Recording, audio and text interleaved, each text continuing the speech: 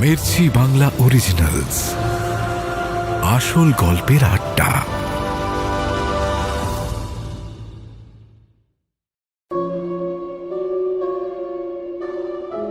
সকালবেলায় রিজু নিজের ঘরের মধ্যে বসে আছে।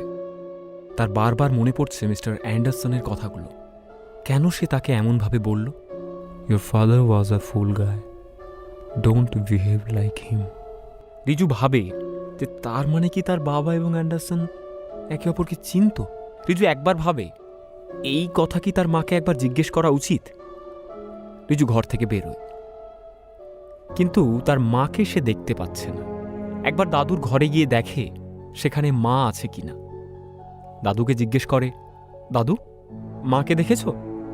সকাল থেকে আমি মাকে দেখতে পাচ্ছি না। দাদু বলে, না, আমিও দেখিনি সকাল থেকে তোমার মাকে। হয়তো পুরনো কোনো বন্ধুর বাড়ি গেছে। এতদিন পর নিজের বাড়ি এলে যা হয়। রিজু বলে, আচ্ছা ঠিক আছে দাদু, আমি চলি। তুমি যদি মাকে দেখতে পাও তাহলে বলো যে আমি খোঁজ করছিলাম। দাদু বলে, ঠিক আছে দাদু ভাই। রিজু বেরিয়ে যায় ঘর থেকে। ফাঁকা করিডোর দিয়ে রিজু হাঁটছে।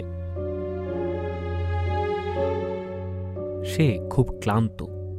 একের পর এক যা ঘটনা ঘটছে, দিন দিন সেগুলো রিজুর চিন্তা আরো বাড়িয়ে তুলছে। করিডোরে যেতে যেতে রিজুর সাথে তার মামার হঠাৎ দেখা হয়ে যায়। মামা খুব ব্যস্ততার মধ্যে রিজুকে পাশ কাটিয়ে দিয়ে চলে যায় নিজের ঘরে। রিজু কি বলবে বুঝতে পারে না। হঠাৎই সে বলে ওঠে, মিস্টার অ্যান্ডারসন আমার বাবাকে কিভাবে চেনে? রিজুর মামা এই প্রশ্ন শুনে থেমে যায়। একদম স্থির হয়ে সে দাঁড়িয়ে আছে। রিজু এগিয়ে যায় তার মামার দিকে, গিয়ে বলে, তুমি ঠিকই শুনেছ মামা। আমি জানতে চাইছি মিস্টার অ্যান্ডারসন আমার বাবাকে কিভাবে চেনে। মামা বলে, তোমার বাবা এই গ্রামের খুব জনপ্রিয়, তাই সবাই তাকে চেনে এক নামে। আর এমন কি? রিজু বলে, সবার চেনা আর এই বিদেশি ভদ্রলোকের চেনার মধ্যে তফাৎ আছে মামা। তার মামা কি বলবে বুঝে উঠতে পারছে না। সে বলে, মিস্টার অ্যান্ডারসন বহুদিন আগে থেকে তোমার বাবাকে চেনে। রিজু অবাক হয়ে বলে, কিভাবে? তার মামা বলে, এই গ্রামে যখন তোমার বাবা আসে, তার সাথে মিস্টার অ্যান্ডারসন এই গ্রামে এসেছিল। এটা শুনে রিজু অবাক হয়ে যায়। সে বলে, বাবা এবং মিস্টার অ্যান্ডারসন একসাথে গ্রামে এসেছিল? মামা বলে, তোমার বাবা একটা প্রজেক্টের জন্য এই গ্রামে এসেছিল। সেই প্রজেক্টে মিস্টার অ্যান্ডারসন ছিল তার পার্টনার। রিজু এইবার বুঝতে পারে, তার মানে তার বাবা যে এই গ্রামের ঐতিহ্য রক্ষা করার চেষ্টা করছিল, সেই দলে মিস্টার অ্যান্ডারসনও ছিল। রিজুর সন্দেহ হয়, এত বছর পরে মিস্টার অ্যান্ডারসন কি করতে এই গ্রামে আবার এসেছে। রিজুর মামা বলে, ঠিক আছে রিজু, তুমি যাও তোমার ঘরে, আমাকে বেরোতে হবে একটু। রিজুর মামা চলে যায়। রিজু ফটিকের কাছে যায়। ফটিকদের ঘরে ঢুকে দেখে তুহিন জেঠু শুয়ে আছে। রিজু বলে, তুহিন জেঠু, ফটিক আছে? ওকে একটু ডেকে দেবে গো। তুহিন জেঠু শুয়ে শুয়ে বলে, না, ফটিক তো একটু বেরিয়েছে, আমার জন্য ওষুধ আনতে গেছে। রিজু জিজ্ঞেস করে, তোমার শরীর এখন ঠিক আছে? তুহিন জেঠু বলে, হ্যাঁ, ওই কাল রাতের থেকে এখন অনেকটা ভালো আছি। রিজু বলে, তোমার সাথে আমার একটু কথা ছিল তুহিন জেঠু। তুহিন জেঠু সঙ্গে সঙ্গে বলে, হ্যাঁ রিজু, বলো, কি বলবে? রিজু বলে, সত্যি করে বলবে কাল ঠিক কি হয়েছিল তোমার সাথে? তুহিন জেঠু একটু চুপ করে যায়। খানিক বাদে সে বলে, আমি তো কালকেই বলেছি, গাছে জল দিচ্ছিলাম তখন পড়ে গেছি। রিজু সঙ্গে সঙ্গে বলে ওঠে, মিথ্যে বলছো তুমি তুহিন জেঠু। আমি জানি তুমি কাল গাছে জল দাওনি। তুহিন জেঠু কিছুতেই বুঝতে পারে না রিজু কিভাবে এটা জানতে পারলো যে সে জল দিচ্ছিল না। রিজু নিজেই বলে, আমি জানি তুমি হয়তো এটাই ভাবছো যে আমি কিভাবে জানি। আসলে কাল তোমার মুখ থেকে শোনার পর আমি একবার নাট মন্দিরের কাছে যাই। গিয়ে দেখি সব গাছগুলো শুকনো, এবং সব থেকে বড় কথা হলো গাছের গোড়ার কাছের মাটিগুলো একদম শুকনো ছিল। তখনই আমি বুঝে যাই যে তুমি আমাদেরকে সত্যি বলছো না। আসলে কাল তুমি মোটেও পড়ে যাওনি জেঠু। যদি পড়ে যেতে তাহলে তোমার মাথার সামনে অথবা পিছনের সাইডে লাগতো। তুহিন জেঠু রিজুর এই জেরা শুনে খুবই বিরক্ত হয়ে ওঠে। সে বলে, তুমি যখন এত কিছু জেনেই গেছো তাহলে বলি, হ্যাঁ, কালকে আমি গাছে জল দিতে গিয়ে পড়ে যাইনি। কালকে আমার ওপর হামলা হয়েছিল এই বাড়ির মধ্যে। আমি সন্ধ্যাবেলা নাট মন্দিরের উঠোনের কাছে আলো জ্বালাতে গিয়েছিলাম, গিয়ে দেখি একটা লোক মন্দিরের দরজা খোলার চেষ্টা করছে। আমি ছুটে যাই ওইদিকে, লোকটা আমাকে দেখে পালাতে থাকে। তখন খেয়াল করি আমার পিছনে কেউ একটা সজোরে সে আমার মাথার ওপর ভারী জিনিস দিয়ে আঘাত করে। রিজু এই শুনে চমকে ওঠে এবং ওর মনে পড়ে যায় তার এবং ফটিকের উপরও হামলা হয়েছিল কিছুদিন আগে। রিজু তুহিনবাবুকে বলে, তোমার উপর এই হামলা কি দুজন গুন্ডা মিলে করেছিল? তুহিনবাবু রিজুর এই কথা শুনে চমকে উঠে বলে, হ্যাঁ, দুজন গুন্ডা হামলা করেছিল। রিজু বলে, গুন্ডাগুলো কেমন দেখতে তোমার মনে আছে? তুহিন জেঠু বলে, দুজন গুন্ডার মুখ আমি দেখতে পাইনি। এই কথা বলা মাত্রই রিজু বলে, গুন্ডা দুটো মুখে গামছা বেঁধেছিল তো? তুহিন জেঠু সঙ্গে সঙ্গে বলে ওঠে, হ্যাঁ, কিন্তু তুমি সেটা জানলে কি করে? রিজু বলে, এই গুন্ডাগুলো শুধু তোমাকে নয়, ওরা আমার এবং ফটিকের ওপরও হামলা করেছিল। আমরা কোনো মতে সেদিন বেঁচে ফিরেছিলাম। ইতিমধ্যে ফটিক ওষুধ কিনে ঘরে ঢোকে। সে দেখে রিজু তাদের ঘরে। ফটিক ঘরে ঢোকা মাত্রই তুহিনবাবু খুব জোর গলায় ফটিককে বলে, তোর আজ থেকে বাইরে যাওয়া বন্ধ। তোর সাথে এত কিছু হয়েছে তুই আমাকে বলিসনি।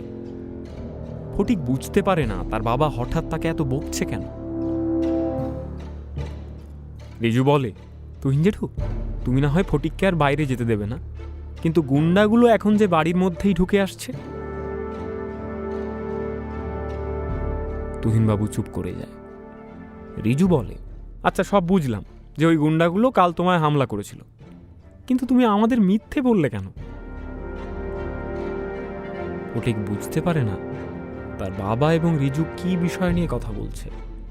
তুহিনবাবু বলে, আমি যদি বলতাম কাল বাড়ির মধ্যে আমার উপর হামলা হয়েছে, তাহলে এই বাড়ির সকলের মধ্যে একটা আতঙ্ক তৈরি হতো। আর পুরোহিত মশাইয়ের খুনের পর তোমার দাদুর শরীর একদম ভালো নেই। এর মধ্যে আমার উপর হামলা হয়েছে জানতে পারলে সে খুবই ভেঙে পড়বে। রিজু বলে, দাদুকে কিছুই জানতে দেওয়া যাবে না, কিন্তু আমাদেরও তো আর চুপ করে থাকা যায় না। ঘরের মধ্যে যখন হামলা হয়েছে, আমাদেরকে রুখে দাঁড়াতেই হবে।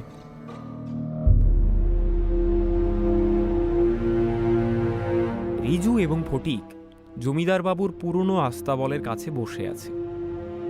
রিজু তার বাড়ির বইয়ের আলমারিতে পাওয়া বাবার আঁকার নকশাটা ভালো করে দেখছে। সে ফটিককে বলে, তোমার কি মনে হয় বিক্রমগড়ে যে একের পর এক ঘটনা ঘটে চলেছে, সব প্রশ্নের উত্তর কি এই নকশার মধ্যে আছে? ফটিক বলে, কিন্তু এটাই তা তুই বোঝা গেল না যে নকশাটা ঠিক কি জিনিস ইঙ্গিত করছে। এটা থেকে তো শুধু একটা জিনিসই বোঝা যাচ্ছে যে এটা আমাদের জমিদার বাড়ির একটা আঁকা ছবি।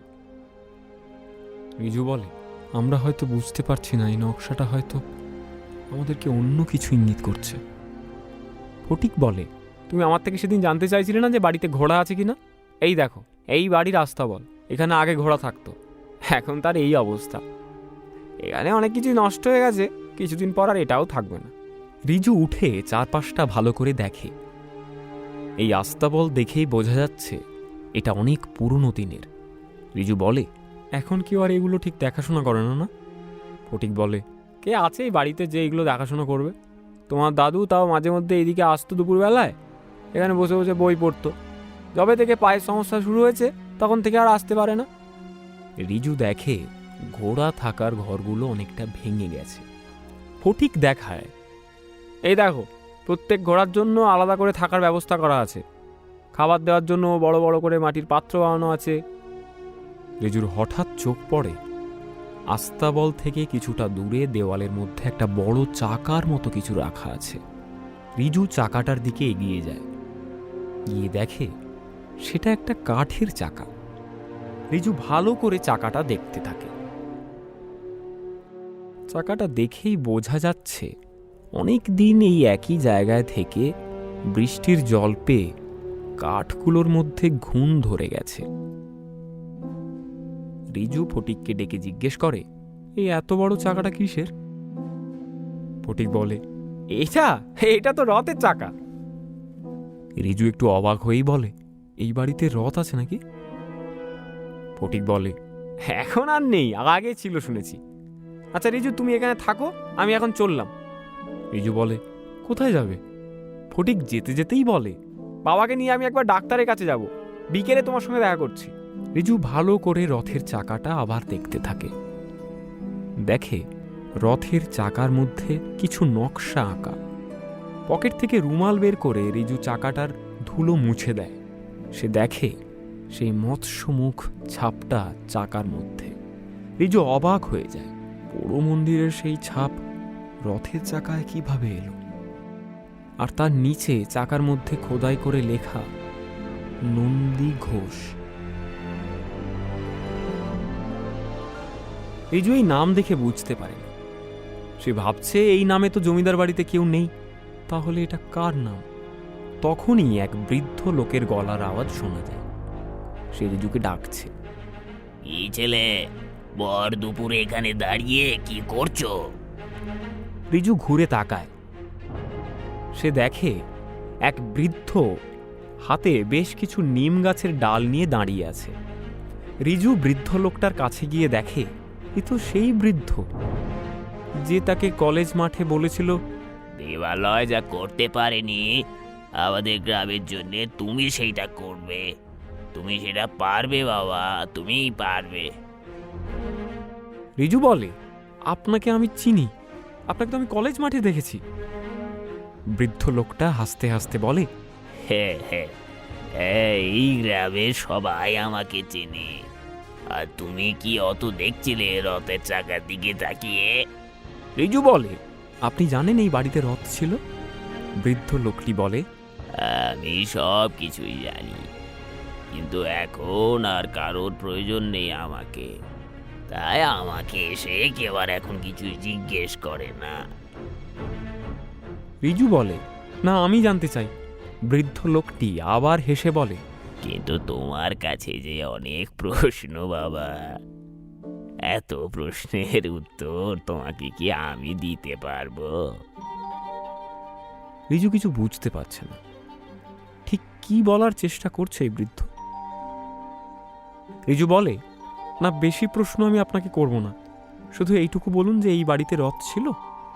বৃদ্ধ লোকটি বলে, হ্যাঁ, রথের দিন এই বাড়িতে রথ আসতো। রিজু বলে, রথ আসতো মানে? এই বাড়িতে রথ ছিল না? বৃদ্ধ লোকটা বলে, তুমি বলেছিলে বেশি প্রশ্ন করবে না, আর এখন আমাকে যেতে হবে। এই নিম কাঠ দিয়ে আমার অনেক কাজ আছে। রিজু বলে, কিন্তু আপনি তো ঠিক করে কিছু বললেন না। বৃদ্ধ লোকটি যেতে যেতে শুধু বলে যায়, বাকি প্রশ্নের উত্তর তুমি দারুকা গ্রামে গেলেই পাবে।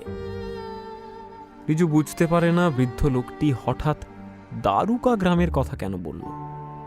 রিজু একবার তার মোবাইল থেকে ফটিককে ফোন করে। ফটিককে বলে, হ্যালো ফটিক, হ্যাঁ তুমি দারুকা গ্রামের নাম শুনেছ? ফটিক বলে, দারুকা গ্রামের নাম? না, এই নাম তো আমি কোনোদিন শুনিনি।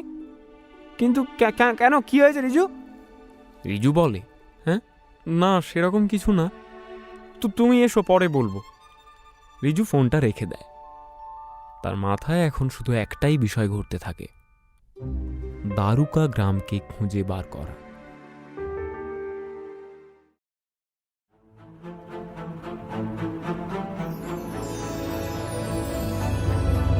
মির্চি বাংলা অরিজিনালস, আসল গল্পের আড্ডা।